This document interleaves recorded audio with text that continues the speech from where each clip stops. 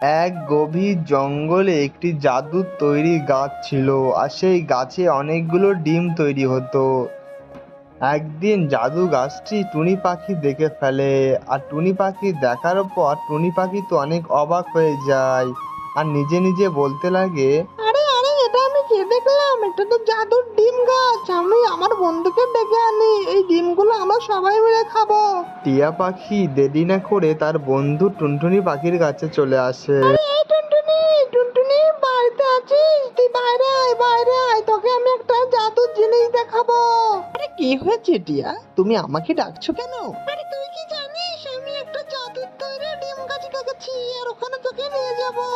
আচ্ছা তাই নাকি? ডিম গাছ? তাহলে চলো না, আমাকে নিয়ে, আমি দেখবো। আর তারপর টিয়া পাখি টুনটুনি পাখিকে নিয়ে জঙ্গলের ডিম গাছের ওখানে চলে আসে।